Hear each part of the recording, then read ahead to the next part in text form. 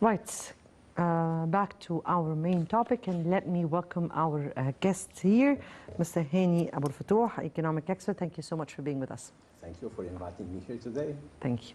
And if we start with the Arab Development Action Shield, the award that was given to President Sisi is given usually to the Arab figures who led important developments contributing to their country's development. And let me see how you view such an action. How do you view this shield, and how was this in recognition of efforts that was made? Let me first congratulate the President Sisi and the Egyptian citizens on the anniversary of 6th of October victory. And then let's talk about the Arab Development Action Shield.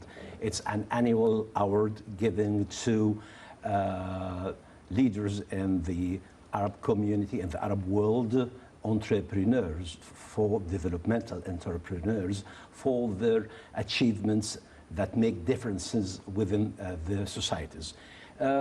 President Sisi indeed has pioneered this developmental progress since he's taken the presidency after the 2014, and we've seen several developments unprecedented elsewhere in the world in progressing the projects and the developments in Egypt. By way of example, if I may say, using some figures here that... No. Before we move to figures, because we'll take that step by step. Yeah. Let me here take this award is given to Arab leaders who really excelled and were distinguished in the field of development and modernization. Development and modernization. Those were two of the sectors the President has been working on.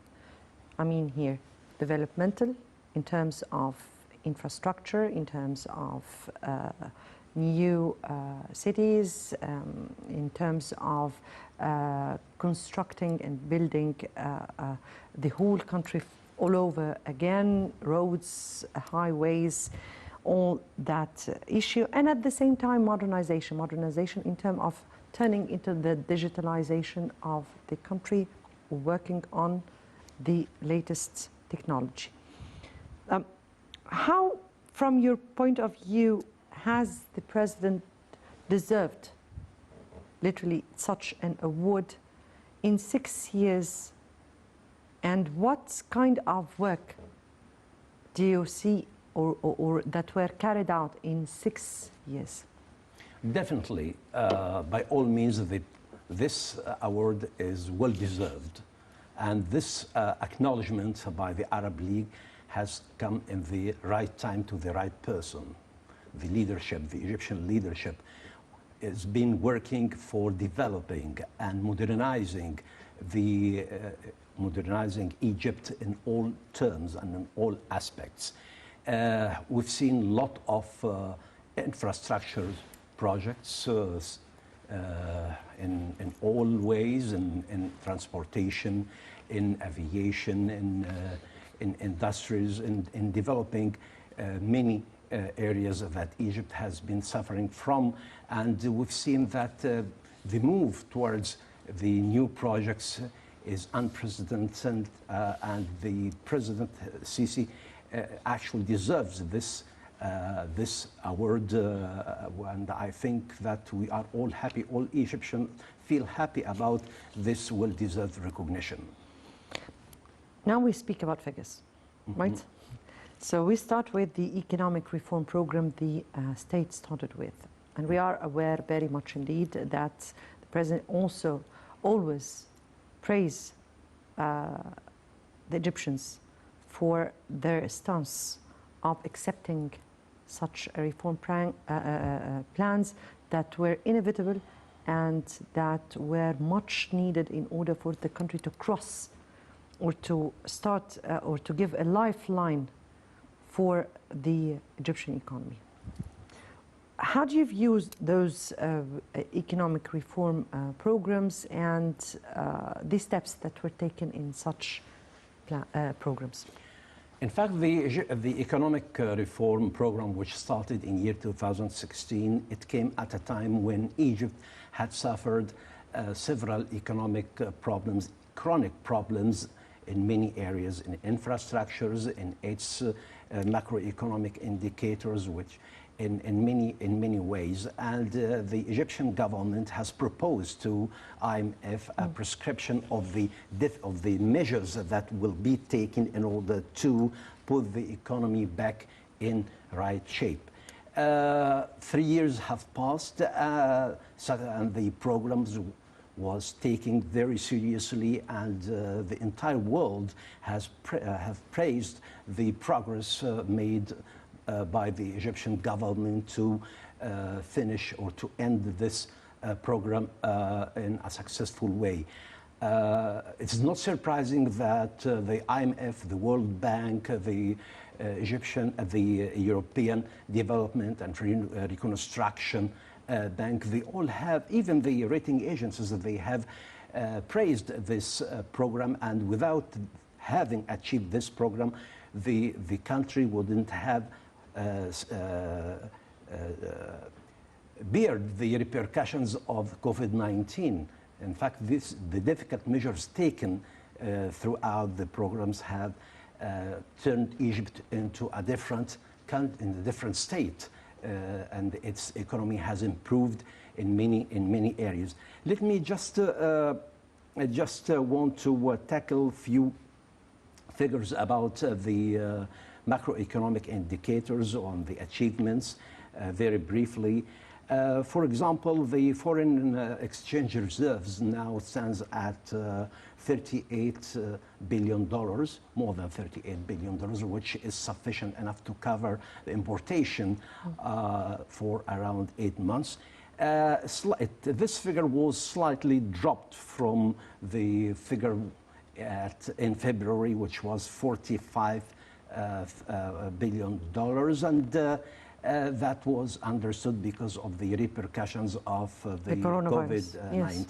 Similar, the unemployment before the COVID-19, Egypt had a high rate of unemployment. It was around 12.9% in year 2015, and immediately before the COVID-19 pandemic, it reached 7.2%. Now it stands on the verge of 9.2%. Also, the fiscal year 1920, the budget indices indicated a decrease in the total deficit to 7.8% of GDP compared to 8.2% in the previous year.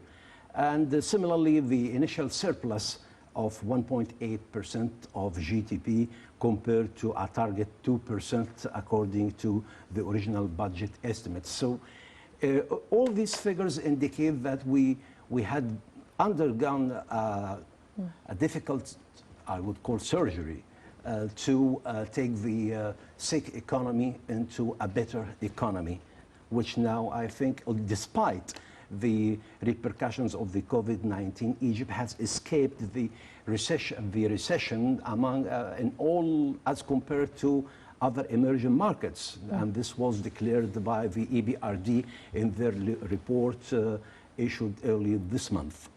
Yes, definitely. Those are the figures of the end result of huge efforts that were exerted during the previous 4 to 6 years. Also, we have to recognize international ratings, which it started when the president assumed office. It was under the red lines, and today it's B, stable. stable, yes, without positive stable outlook. territories, Yeah. and with exactly with positive outlook to the future. One Yeah. of the most prominent countries or promising countries for investments. Yes, indeed. That was indicated by the recent Moody's report. Yes, indeed. About the Egyptian economy And different its other ability rating. for repayment of long-term debts. Very much indeed. But let me here go before this end result and ask you about the efforts itself. And what were the measures that were taken that led to such figures or to the decrease of unemployment, of the deficit, of the growth,